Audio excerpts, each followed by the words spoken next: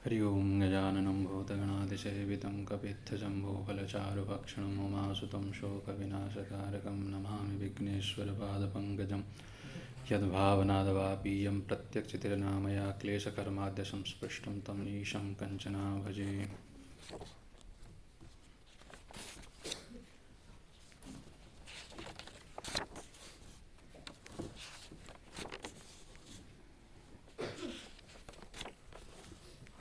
तो योग के उपाय के रूप में हम लोगों ने दूसरा भी उपाय समझा है ना।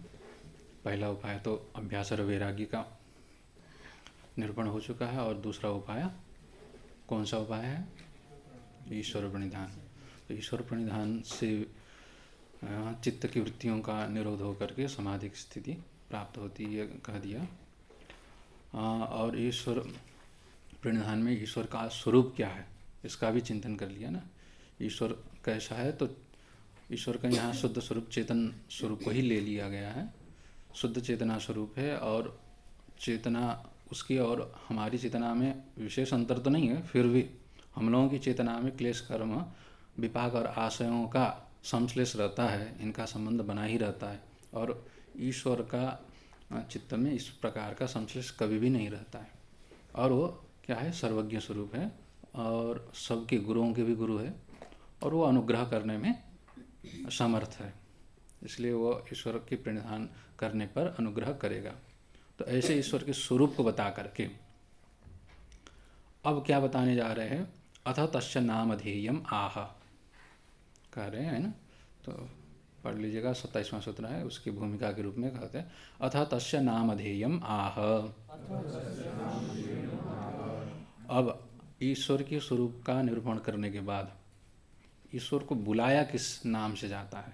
ठीक, यद्यपि सभी नाम उसी के हैं, फिर भी मुख्य रूप से उसके सबसे नज़दीक वाला नाम कौन सा है, सबसे प्यारा नाम कौन होगा, तो उसी के लिए यहाँ पर ये सभी को मान्य है। ठीक है, बाकी नामों में मतभेद हो जाता है, जैसे दूसरे नाम लेंगे तो फिर एक वाले मानते हैं, दूसरे वाले नहीं मानते हैं। तो ये नाम को लेकर के किसी को विवाद नहीं है। ठीक है, किसी भी में चले जाइए, ये नाम सबको स्वीकार्य। तो नाम बताने जा रहे हैं, नाम इसलिए बताने जा रहे हैं ताकि उसका प्रणिधान कर सके। तज्जपस तदरथ भावना आगे आएगा, उसके जप और उसकी भावना के लिए ये नाम जरूरी हो जाता है। हाँ, नाम के बिना हम किसी चीज़ का चिंतन नहीं कर पाते। बात ये है, जैसे हम लोग सोचते हैं, कल्पना भी आपको करनी हो ना मन में, तो आपको शब्द चाहिए होता है। शब्द को छोड़ करके आप मन में कल्पना नहीं कर पाएंगे। चुपचाप बैठिए और कुछ कल्पना करने की आप सोच लीजिएगा, तो या तो ज़्यादा अंदर बोल नहीं पाते, तो फिर किसी किसी के मुंह से ही शब्द निकल आता है। आप किसी किसी का सुना भी होगा, तो अकेले अकेले बात करते ही रहते। कल्पना वो मन में कर रहा है, किंतु वो प्रस्फुटित वाणी के द्वारा मुंह से हो ही जाता है। तो मन में भी आपको कल्पना करने के लिए क्या चाहिए होता है? शब्द चाहिए होता है, वाणी चाहिए होता है। तो वाणी के बिना आप किसी चीज़ की कल्पना नहीं कर सकते, मतलब उस चीज़ को तदाकार में ढाल नहीं पाएंगे वृत्ति को। तो ईश्वर की भी यहाँ पर भावना करनी है। तो ईश्वर की भावना करने के लिए तो ईश्वर के स्वरूप को तो बताया, किंतु उसका वाचक अगर नाम ना बताया जाए तो आप उसकी भावना नहीं कर पाएंगे। तो इसीलिए ज़रूरी हो जाता है कि उसकी वाचक सबसे नज़दीक वाला जो होगा। और बाकी वाचक में क्या है, जैसे यहाँ प्रणव को ही विशेष रूप से लिया है। हाँ, सूत्र देख लेते हैं। तस्य वाचकः प्रणवः, तस्य वाचकः प्रणवः। हाँ हाँ, उसका उसका मतलब जिसका हमने यहाँ पर निरूपण कर दिया है, जो पुरुष विशेष है। पूर्वेशाम अभी गुरु काले नावच्छेदात, गुरुओं के भी गुरु है, काल की सीमा से जो बधा नहीं है, और जो सर्वज्ञ है, और जो निग्रह अनुग्रह निग्रह छोड़िए, यहाँ पर अनुग्रह जो करता है, और क्लेश कर्म विपाक और आशयों से जो बधा नहीं है। तो उस प्रकार का जो ईश्वर है, वह ईश्वर किस नाम से पुकारा जाता है? तो उसका ऐसे ईश्वर का वाचक मतलब प्रतिपादक वाणी कौन होगी? तो प्रणव, प्रणव ही उसका वाचक होगा। हाँ, प्रणव ओंकार को कहते हैं। ठीक है, तो प्रकृष्टेन नूयते अनेन इति प्रणव। ठीक, तो सबसे अच्छी तरह से स्तुति अगर करनी हो, चिंतन करनी हो, तो अच्छी तरह से स्तुति यही करवाता है सबकी अपेक्षा। क्यों? क्योंकि प्रणव सारे वाणियों की प्रतिनिधि करता है। ठीक, अब इसमें सारे स्वर वर्ण भी आ जाते हैं। सारे कहने का मतलब प्रतिनिधि के रूप में आएगा, नहीं तो सारे स्वर तो कौन, ईकार नहीं आया ना इसमें, ईकार को नहीं लिया है, उकार आ जाता है। अगर ईकार भी ले लेते तो फिर एकार एकार आदि भी आ जाते हैं, यहाँ ईकार को नहीं लिया है। ठीक है, अब यहाँ पर सारे वाणियों के प्रतिनिधि के रूप में कैसे ये आ जाता है? जैसे अकार वही सर्वावा करके अकार को बोल देते हैं, और मकार के रूप में व्यंजन के प्रतिनिधि के रूप में ले लेते हैं। तो इसका तात्पर्य ये है कि जैसे प्रणव जैसे उच्चारण करना हो तो ये सांकेतिक रूप में है। प्रणव में अकार उकार मकार 3 मात्राएं रहती हैं। ठीक है, 3 मात्रा मतलब मकार अर्ध मात्रा हो जाता है तो 2.5 मात्रा के हिसाब से, फिर प्लुत आदि भी जोड़ लेते तो आगे बढ़ते जाता है। तो यहाँ पर अकार उकार और मकार ये खास रूप से देखा जाए तो ये आपके वाणी का प्रतिनिधित्व इस रूप से करता है। जैसे अ को उच्चारण करने के लिए, किसी भी वाणी को उच्चारण करने के लिए क्या है, या तो आपको मुख खोलना पड़ेगा या बंद करना पड़ेगा, या तो बीच की स्थिति पूरा भी नहीं खुला है, आधा खुला हुआ मतलब आधा खुला रहेगा। ठीक है, गोल बनाने पड़े तो होठों को, जीभ को या होठों के माध्यम से उच्चारण होता है, या तो मुंह को खोलना पड़ता है, या तो थोड़ा हल्का गोल बनाना पड़ता है, या तो होठों को बंद करना पड़ता है, सिलना पड़ता है। तो ये 3 के माध्यम से ही आप सारे वाणियों को उच्चारण कर लेते हैं। ठीक, अ को उच्चारण करना हो तो आपको होठों को खोलना ही पड़ेगा, बिना खोले उच्चारण नहीं कर सकते। इसीलिए जितने भी स्वर होंगे जो मुंह खोल करके उच्चारण किए जाएंगे वो सब अ के प्रतिनिधि के रूप में आ जाएगा, सब अ ले लेगा। अब ऊ को उच्चारण करने के लिए मुख को गोल बनाना पड़ता है। ठीक है, तो गोल बना करके जितने भी आप वर्णों का उच्चारण कर सकते हैं, स्वरों का विशेष करके, वो सारे क्या होंगे, ऊ के अंतर्गत आ जाएंगे। और म हल हो गया, ठीक है, व्यंजन हो गया। और होठों को बंद करके जितने भी उच्चारण हो सकते हैं, ठीक है, व्यंजनों का अथवा स्वरों का, वो सब म के अंतर्गत आ गए। तो इस तरह से जितने भी आप उच्चारण करेंगे पशु पक्षियाँ भी कर लेंगे और जो भी कर लेंगे। अब इतने ही तरह से कर सकते हैं, या तो होठों को जोड़ करके, या तो होठों को गोल बना करके, या तो होठों को थोड़ा विस्तार करके फैला करके विवर्तन स्वरणम करके कहा है। तो इन 3 प्रक्रिया से ही वर्णों का उच्चारण होता है। ठीक, तो इस तरह से सारे वाणियों का, वर्णों का और शब्दों का प्रतिनिधि किसने कर लिया? प्रणव ने कर लिया ना। तो इसीलिए ये सारे वाणी विश्व को बताने में सक्षम है कि नहीं है? तो विश्व को बताने में सक्षम होने के कारण इसका अर्थ क्या होगा, अलग अलग संप्रदाय के हिसाब से। जैसे वेदांत में जाएंगे तो फिर प्रणव का अर्थ दूसरे ढंग से वर्णन होगा, वहाँ पर आपको फिर जैसे मांडुक्य उपनिषद के हिसाब से विवरण करना पड़ेगा। अब यहाँ पर चूँकि उस प्रक्रिया का नहीं है तो फिर उस प्रक्रिया में हम नहीं जाएंगे। अगर वेदांत का भी आप साधना करते तो ठीक है, उसके हिसाब से उसका भी चिंतन कर लीजिएगा। अब यहाँ पर क्योंकि चित्तवृत्ति निरोध के प्रसंग में है, अब निरोध करने के लिए आपने सहायक के रूप में ईश्वर प्रणिधान लिया, और उसको करने के लिए क्या चाहिए, ईश्वर प्रणिधान करने के लिए ये वाचक के रूप में किसको लिया? प्रणव को लिया। तो प्रणव ही क्यों लिया, ये भी प्रश्न हो जाता है। जैसे ईश्वर के नाम शिव भी है, विष्णु भी है, हरि भी है, अथवा कई नाम हो सकते हैं। तो उसमें से इसका ये लिया है कि इसमें किसी का विरोध नहीं है। एक तो शुद्ध परमात्मा के स्वरूप को बताता है, चिति शक्ति मात्र को, किसी आकार विशेष को लेता नहीं है ना ये। अब बाकी को लेने पर क्या होगा, आकार विशेष आ जाता है विशेष। अब इसमें कोई स्वरूप तो है ईश्वर के, किंतु विशेष आकृति वगैरह इसमें नहीं आता है। और दूसरा ये है कि प्रणव में क्योंकि ये एकाक्षर है, संयुक्त हो जाता है, तो अब चित्त के लिए जितना मिनिमम मात्राएं कम हो उतना ज़्यादा क्या होगा, यहाँ पर वृत्ति, अन्य वृत्तियों का निरोध होगा। बाकी अक्षरों में जितने होगा, बाकी अक्षरों में आपको अक्षर ज़्यादा मिलेंगे, तो उसकी प्रोसेस करने के लिए वृत्ति थोड़ा और लंबी बनानी पड़ेगी और मात्रा में बढ़ानी पड़ेगी। तो यहाँ निरोध के लिए सबसे उपयुक्त के रूप में यह प्रणव के रूप में आया है। अब इसके जप के प्रसंग में क्योंकि अब ये वैदिक मंत्र है, तो फिर इसके लिए सन्यासियों के ही जप करना चाहिए, ये भी ऐसा आता है नियम, प्रणव जप सन्यासियों को करना चाहिए करके। ठीक है, तो उसके पीछे भी यही कारण है कि ये प्रणव जो मंत्र है ये क्या है, लय प्रधान है। अब लोग सोचते हैं मंत्र जप करते कि धन मिले, ऐश्वर्य मिले, इस दृष्टि से करते, तो फिर ऐसे कामना वालों के लिए फिर प्रणव जप नहीं करना चाहिए। क्यों, ये धन देने वाले के लिए काम का ही नहीं है। ये यहाँ पर किस लिए आ रहा है, साफ साफ कह रहे हैं कि वृत्ति निरोध के लिए ये आया है। वृत्ति निरोध किससे होगा, वैराग्य से होगा। अगर जिनको वैराग्य में नहीं जाना है, जिनको वृत्ति निरोध और समाधि की ओर नहीं जानी है, अगर प्रणव जप करते रहेंगे फिर चित्त उनको तो क्या है, लय करता जाएगा। तो इसलिए प्रणव जप करने के लिए मना इसलिए करते हैं कि करने से आपको जो प्रयोजन होगा सिद्ध नहीं होगा ना।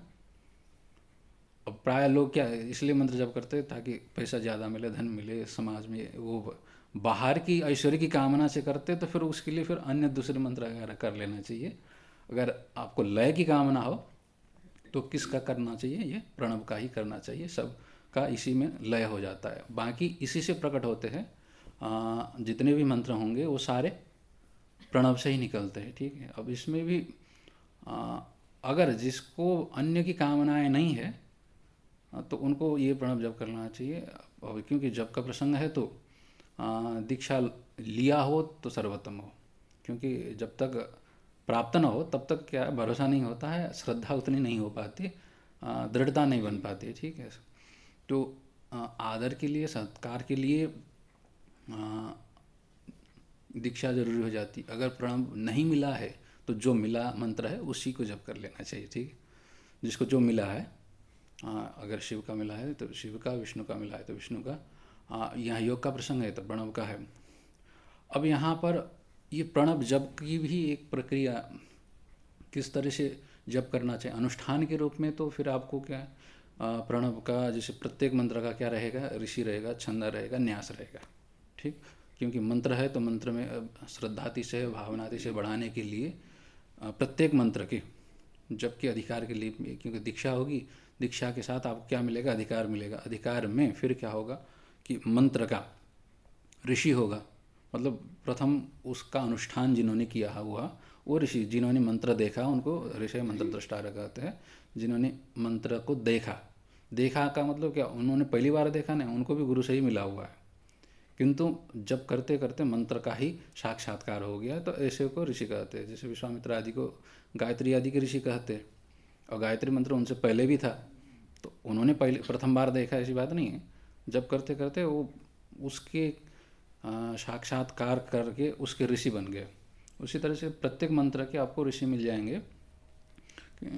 श्रद्धा, इसलिए ऋषियों का क्या है, सिर में स्थान होता है। फिर प्रत्येक मंत्र किसी विशेष पद्धति में बना हुआ होता है, उसको छंद बोल देते हैं, ठीक है। उसके देवता होते हैं प्रत्येक मंत्र का। अब यहाँ प्रणव का है तो शुद्ध ईश्वरी यहाँ देवता होंगे। अब बाकी जो मंत्र होंगे तो फिर उसमें नाम रूप जुड़ा हुआ रहता है, तो फिर उनके अपने अपने सारे देवता रहते हैं, ठीक है। तो मंत्र जप के प्रसंग में ये आया जाता है, कम से कम अगर गुरु ने दिया है तो उतना ही जप करिए। अगर अनुष्ठान विशेष करना चाहते हैं तो फिर ये जानकारी सहित हो तो अच्छा है। अगर आपकी भावना प्रेम अत्यधिक हो और जानकारी बिना भी कर रहे तब भी काम करता है, क्योंकि कई जगह ऐसा मिल जाता है, कुछ नहीं पता फिर भी उल्टे मंत्र से भी काम बनता हुआ देखता है। अब पता है आधा अधूरा है, फिर आप आधा अधूरा जानकारी के साथ कर रहे हैं तो फिर कुछ नहीं मिलता हुआ भी दिख जाता है। तो जितना हो सके उतना कर लेना चाहिए। तो उसकी प्रक्रिया में अगर मंत्र ले रहे तो मंत्र की कहीं अपनी विधियाँ हैं, प्रक्रिया हैं, उसी रूप में ले लेना चाहिए। अभी यहाँ हम लोगों का प्रणव का प्रसंग चल रहा है, तो प्रणव जप किस तरह से करनी चाहिए ये बात भी आ जाती है। अब इसमें अलग अलग परंपराएं हैं, ठीक है, प्रत्येक का अपना अपना परंपरा रहता है। किंतु अब योग के प्रसंग में, क्योंकि यहाँ चित्तवृत्ति निरोध के लिए ही प्रणव का आया है, प्रणव में जप का प्रक्रिया योग के हिसाब से, ठीक। अब इसमें अकार उकार मकार है। अब हमको जो जैसे योग वाले गुरु ने सिखाया था उसी की प्रक्रिया से आप लोगों को भी बता देते हैं। प्रसंग यही चल रहा है तो।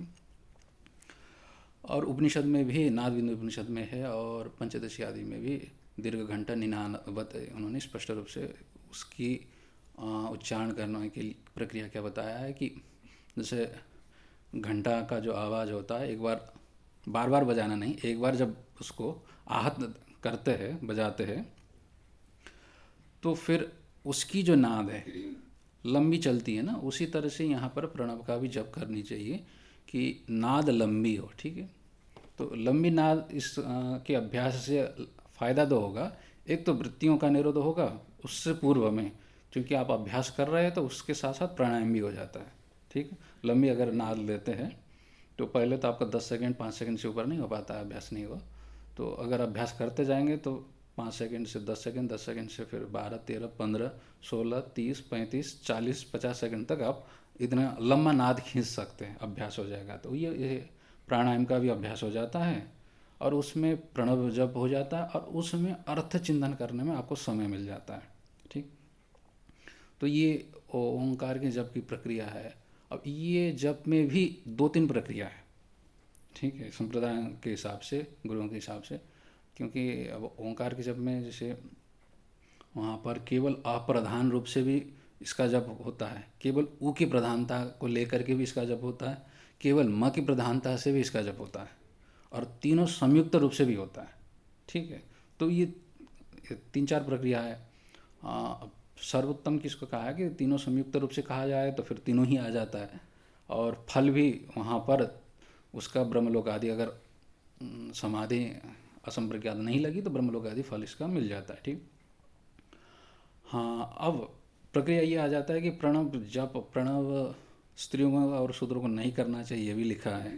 ठीक है, ये भी वैदिक मान्यता के हिसाब से। अब यहाँ चूँकि योग के ग्रंथ है, योग ने ये सब निषेध विषेध नहीं, कोई किसी के लिए कुछ नहीं कहा है, जिसको समाधि चाहिए उसके लिए कहा है। ठीक है, तो सारे संसार अगर जिसका छूट गया हो तो उसके लिए फिर विधि निषेध काम नहीं करता है। ठीक, क्योंकि वैराग्यवान हो चुका, अब हानि क्या करेगा, बात यही है ना। विधि और निषेध करते हैं कुछ पाने के लिए अथवा कुछ दोष हटाने के लिए, यही क्या है, विधि निषेध का काम होता है। कहीं भी नियम कानून बनाया जाता है, किस लिए बनाया जाता है, कुछ आपको हानि ना हो जाए और कुछ विशेष लाभ हो जाए। क्योंकि आप वैराग्यवान हो चुके हैं, संसार के लाभ और हानि से कोई फर्क नहीं पड़ता है। ऐसे स्थिति में फिर प्रणव जब करना चाहिए या नहीं करना चाहिए, दोनों सवाल रहता नहीं है, बात यही है। अब एक प्रणव कल्पक ग्रंथ आता है, उसमें पार्वती जी ने ही शिव जी से पूछा है कि प्रणव जब की जो प्रक्रिया है वो क्या है करके, तो वहाँ स्वयं पार्वती जी ही पूछ रही है, तो फिर स्त्री को करना चाहिए या नहीं करना चाहिए सवाल ही नहीं उठता, वहाँ स्वयं पार्वती जी पूछ रही है। तो इसमें ये प्रक्रिया मुख्य ध्यान में रख लेना चाहिए कि अब जब कर रहे हैं, अगर किसी विशेष की आप आकांक्षा से कर रहे हैं, तब फिर आपको ये सब सवाल पूछने चाहिए कि अब करना चाहिए कि नहीं करना चाहिए। अगर केवल चित्तवृत्ति निरोध होकर के परमात्मा मात्र प्राप्ति की आपकी मूल आकांक्षा है, बाकी कुछ भी हो जाए, छूट जाए, कोई फर्क नहीं पड़ता है, इस तरह से आप चित्त में वैराग्य धारण कर चुके, तो फिर ये प्रश्न सवाल ये करने का कोई औचित्य भी नहीं रहता है, फिर आप कर सकते हैं ये। ठीक है, हमने कई समय से विचार किया करना चाहिए नहीं करना चाहिए, तो बाद में ये दिखा कि शास्त्र में कुछ करते हुए भी दिख जाते, न करते हुए भी दिख जाते। अब विधि भी किया है और मना भी कर रखा है कहीं होगा, तो इसका मूल क्या है, तो मूल यही है कि अगर संसार की वासनाएं हो तो उसी के हिसाब से जब करना चाहिए, मना कर रखा है। अगर वासना नहीं बची हुई और केवल लय ही करना है वृत्तियों का और एक मात्र लक्ष्य है, तो फिर ये उपाय है तो कर लेना चाहिए, ये बात है। हाँ, कैसे करना चाहिए ये थोड़ा प्रक्रिया, इसको भी अब इसमें तो बताया नहीं है, और जिसे जानते हैं उसको सुना देते हैं। हाँ, तो इसमें अ उ म है ओमकार में। ठीक है, इसमें एक तो इसका प्रक्रिया 2 तरह से रहेगा इसका उच्चारण करने की। एक तो संयुक्त रूप से भी किया जा सकता है। ठीक है, ओम जो है आपका संयुक्त अक्षर के रूप में भी इसका जप होता है, और असंयुक्त अक्षर के रूप में भी, क्योंकि आप दीर्घ निनाद कर रहे हैं तो उसमें आपको तीनों मात्राओं को प्रयास किए बिना ही उच्चारण बन जाता है। ठीक है, तो उसकी प्रक्रिया भी है। तो इसमें या तो सीधा ओम बोल रहे हैं, ठीक है, ये भी एक प्रक्रिया है, या तो क्या होगा कि धीरे धीरे अब हमको जो गुरुदेव ने सिखाया था उसके हिसाब से आपको बताते हैं। अब उसमें उन्होंने ये बताया कि जितना आप लंबी खींचते हैं उससे 2 गुना ऊ को खींचिए और उससे फिर 2 गुना म को खींचिए। इस प्रकार से अगर को 2 सेकंड करते हैं तो ऊ को 4 सेकंड करिए और म को 8 सेकंड करिए, इस तरह से उन्होंने बताया। ठीक, तो कैसे करना है, तो उसके लिए बोलने के लिए आपको प्रयास करना नहीं पड़ेगा, क्योंकि को उच्चारण करने के लिए आपको क्या करना पड़ेगा, मुख खोलना पड़ेगा। तो केवल मुख खोलिए और लंबे श्वास ले करके क्या करना है कि केवल श्वास छोड़ना है। ठीक है, तो केवल श्वास छोड़ करके करके मुंह खोल करके बोलना है, जब आपको ऊ बोलना है तो ऊ बोलने की ज़रूरत नहीं, केवल होंठ को गोल बना लीजिएगा ओ, और उसके बाद म उच्चारण करना है तो केवल होंठ को बंद करिए। तो मुंह को खोलिए, फिर गोल बनाइए, फिर उसके बाद होंठों को बंद करिए। ठीक है, ये ओंकार की प्रक्रिया। तो इसको करने के लिए अब ऐसा करिए, पहले लंबे सांस ले लीजिएगा,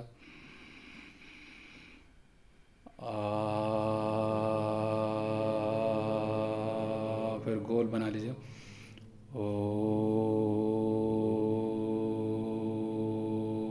फिर होठों को बंद कर दीजिएगा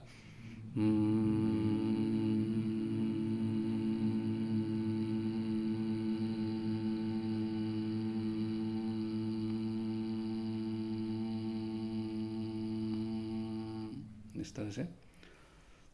फिर लंबी सांस ले लीजिएगा, छाती भर लीजिएगा। ठीक है, अब इसमें जल्दी खींचने की भी ज़रूरत नहीं, एकदम ऐसा मत खींचिएगा, क्योंकि आप जप में लगे हुए हैं। ठीक है, अब ये आपको एक्सरसाइज करना तो नहीं है ना, इसलिए धीरे से आराम से लंबी सांस कीजिए, छाती भर लीजिएगा, फिर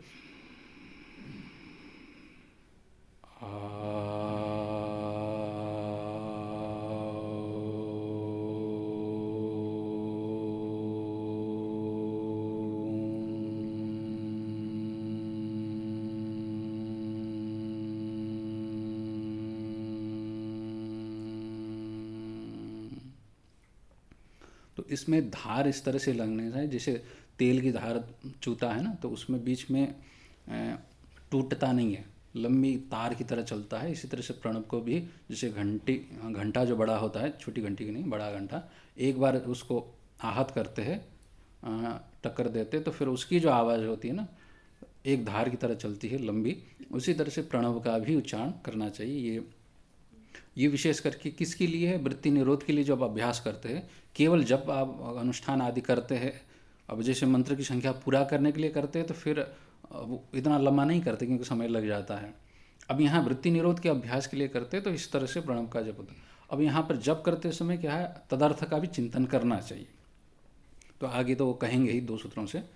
तो यहाँ इस तरह से ईश्वर के वाचक के रूप में, तस्य वाचक प्रणव, तो ईश्वर को कौन बताता है? बताने वाले तो सारे के जगत ही उसका उपलक्षक है। ठीक, क्योंकि बना हुआ है तो बनाने वाला कोई ना कोई होगा करके, अब किसी भी चीज़ को देख करके ईश्वर का वहाँ पर उपलक्षण ले ही सकते हैं। किंतु यहाँ पर विशेष रूप से किसको लिया गया? प्रणव को ही लिया गया। तो प्रणव में अकार उकार मकार, इसकी अर्थ का चिंतन लंबा चौड़ा हो सकता है। ठीक, फिलहाल यहाँ पर क्या अर्थ लेना चाहिए? तो यहाँ पर ये जो ओम है ये गुरु को बताता है, सभी के गुरुओं के भी गुरुओं को ये बताता है। ठीक है, तो गुरु के रूप में, अनुग्राहक के रूप में, क्योंकि जो प्रणधान करता है, जो उनका जप करता है, उसका यह संबोधन करने वाला है, उसको बताने वाला है इस दृष्टि से। और साथ साथ में और ये क्या करता है, ईश्वर के उस स्वरूप को भी बताता है जो क्लेश से रहित है, कर्म से रहित है, विपाक से रहित है, आशय से रहित है, शुद्ध। कौन सा स्वरूप है? चिति शक्ति रूप है। पुरुष विशेष कहा है ना, तो पुरुष विशेष शब्द से क्या लेना चाहिए? चैतन्य मात्र स्वरूप है। तो चैतन्य मात्र स्वरूप जिसमें क्लेश का संश्लेष नहीं है। तो इस तरह से चैतन्य मात्र जो स्वरूप है, और पहले आपको फिर याद करने पड़ेंगे। जैसे आप किसी को गाय बोल दिया अभी, तो आपके दिमाग में तत्काल क्या आता है? गाय का चित्र आता है ना। तो ओम बोलते हैं कि आपके चित्र में कुछ आता है? नहीं आता है ना। तो फिर आपको क्या करना पड़ेगा? आदत बिठानी पड़ेगी कि दोनों का कनेक्शन है करके आपको संकेत ग्रहण बार बार करना पड़ेगा। इसलिए अब जब भी ओम बोलेंगे तो फिर आपको क्या याद करना होगा?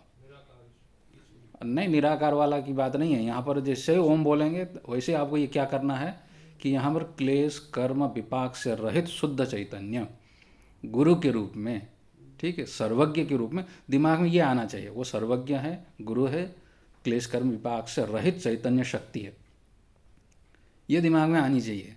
अब जब तक ये नहीं आएगा फिर बार बार आपको, जैसे बच्चे को जैसे कुछ शब्द रटना हो तो जब तक आपको याद नहीं होता तब तक क्या है, शब्द बोलेंगे, केवल शब्द ही दिमाग में आता है, अर्थ नहीं आता है।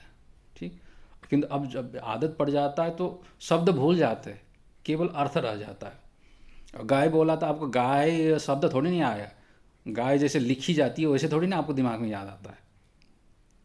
COW काऊ करके दिमाग में तो नहीं आता है ना। आता क्या है? गाय बोलते ही गाय का चित्र दिमाग में छा जाता है ना।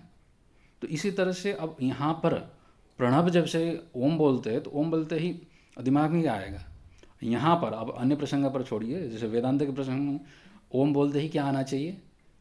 ये तीनों अवस्था के जो अलग अलग स्वामी है, ठीक है। तो वहाँ पर तो क्या ले लेते हैं? प्राज्ञ